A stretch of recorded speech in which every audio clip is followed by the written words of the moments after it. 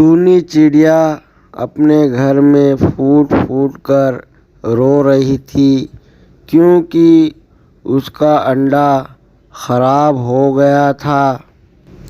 अब वह रोती हुई जाती और कहती है कि मैं अपने अंडे को छोड़कर पानी पीने तक नहीं गई और मेरा अंडा खराब हो गया।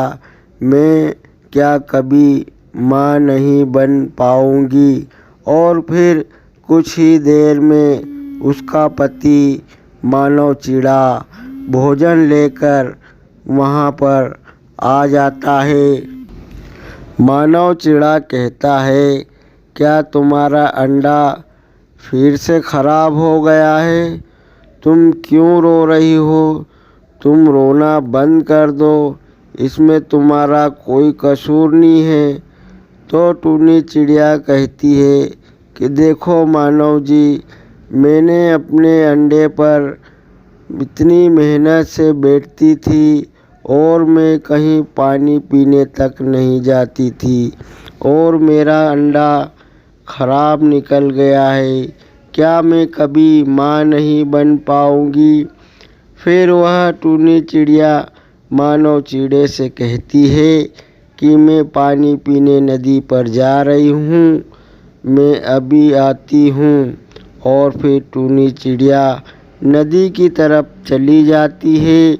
अब मानव चिड़ा रोते हुए वह भी रोने लग जाता है और रोते हुए कहता है कि मैं सब समझ गया हूँ।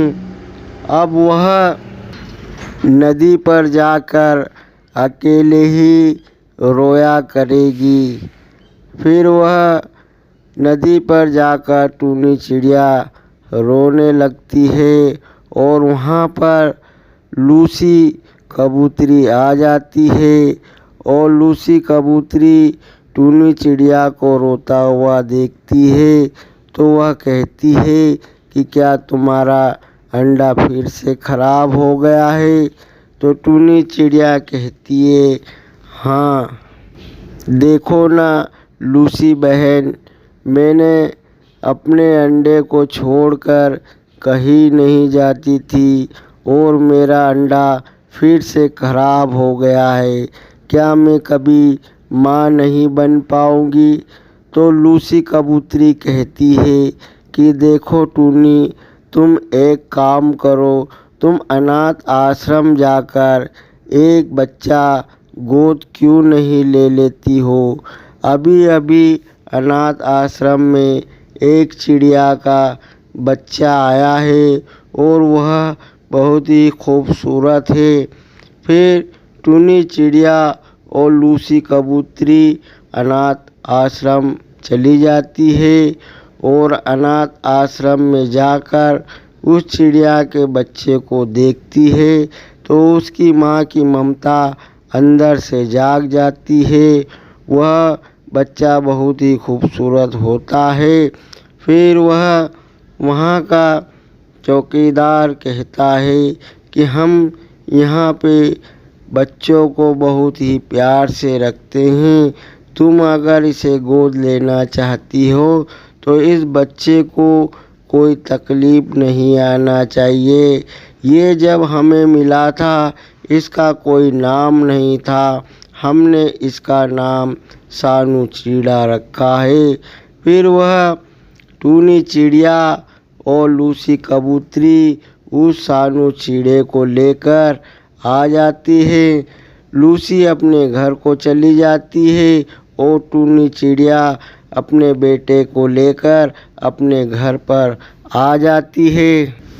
अब मानव चिड़ा टूनी चिड़िया से कहता है कि क्या हम इसे माँ बाप का प्यार पूरा दे पाएंगे और जब यह बड़ा होगा तो इसे पता चलेगा कि हम इसके माँ बाप नहीं हैं तो क्या हमें ये अपने माँ बाप मानेगा?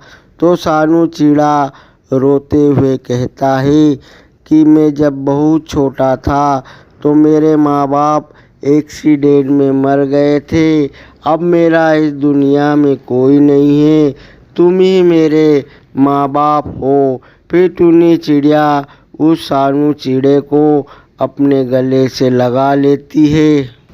मानव चिड़ा रोज जंगल जाता है और जंगल से अच्छा अच्छा भोजन अपने बच्चे के लिए लाता है।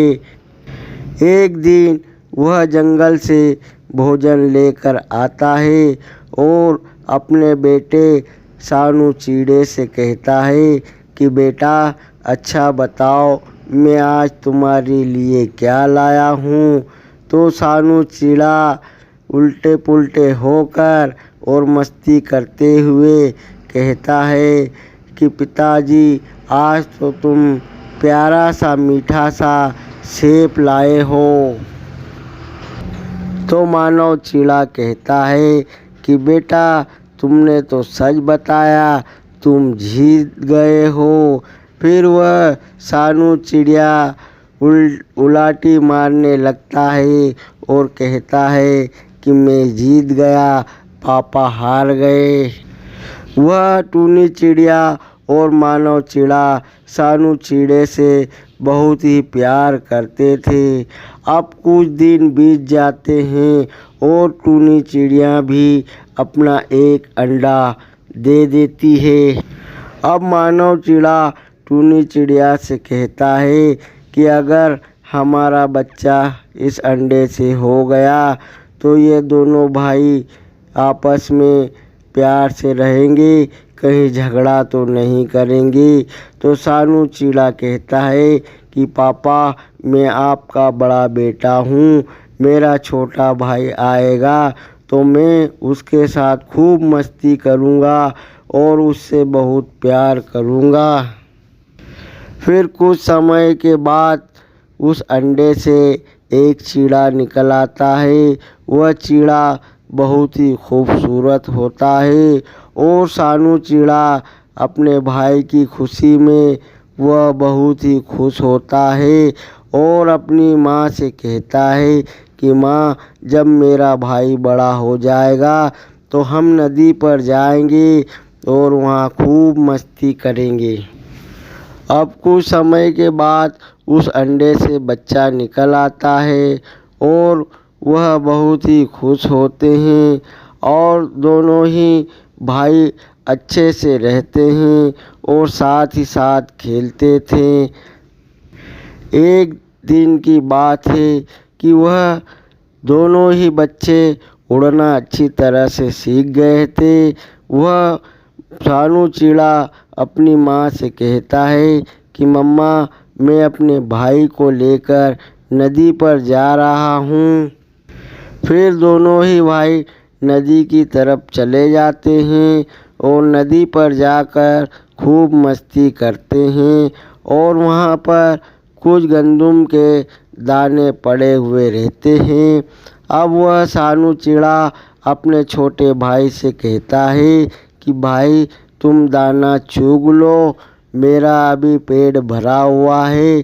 तो वह छोटा चिड़ा कहता है कि भैया मैं सब समझता हूँ, तुम भूखे रहते हो और मुझे खाने को कहते हो, मैं जानता हूँ तुम मुझसे बहुत प्यार करते हो, लेकिन मैं आज अकेला नहीं खाऊंगा, तुम्हें भी मेरे साथ खाना पड़ेगा। फिर दोनों ही भाई साथ में खाने लग जाते हैं और दोनों ही भाई में इतना गहरा प्यार होता है कि वे दोनों इतने खुश थे कि बहुत ही कह नहीं सकते। तो दोस्तों इस कहानी से हमें सीख मिलती है कि अगर कोई सौतेला भाई हो और अगर हमारे माँ बाप हमें अच्छी शिक्षा दे दे तो सौतेले भाई भी सगे भाई से कम नहीं होते हैं। अगर हमारी कहानी आपको पसंद आई तो हमारे वीडियो को एक लाइक करना और चैनल को सब्सक्राइब कर लेना और एक प्यारा सा कमेंट ज़रूर कर देना।